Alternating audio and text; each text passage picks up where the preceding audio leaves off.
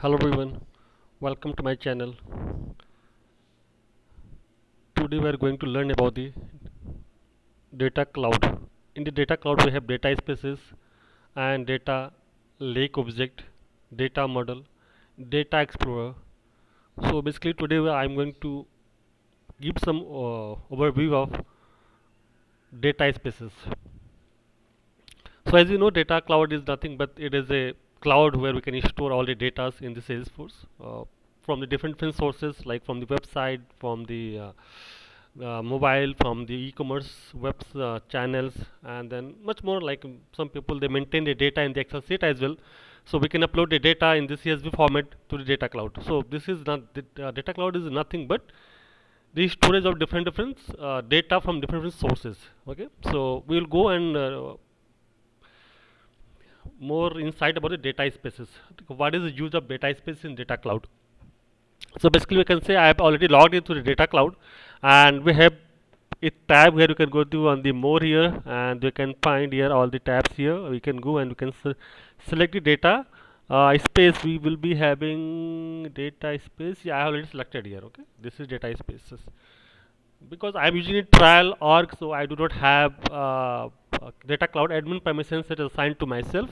This is the reason I'm not able to see the new button here to create the data spaces. Okay, because this is my trial org. So basically, data space is nothing but it is a space where we can store the all the data. So for example, we can take an example of a library. In the library, we'll be having the books of all kind of writers from if you take the example of school library. So in the school library we'll be getting the books of all the classes, like from class 10, class 12, for science, then geography, the mathematics. All these books will be stored in a place that is called library. So in the same way, in the data cloud we have a data space where the space that is allocated for sharing the data is called the data space. So we have different data spaces for storing the different data for a organization, we can see.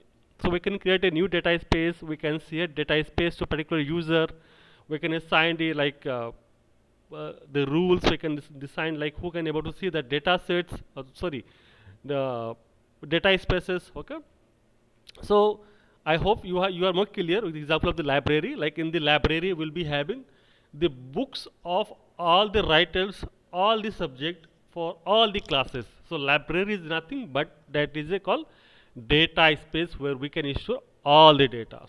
We can have like if we can say in the library, if you have been divided the sections. Okay, let's say we have been divided sections of like this particular space is allocated for section A, this is allocated for section B.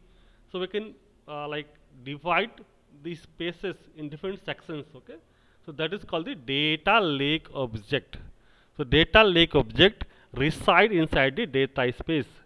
So the sections, or we can say the part of Almira that is dedicated for a particular writer or for particular subject or a particular class, that is called the data lake object. It will be containing all the data uh, related to that particular subject. So that is called the data lake object.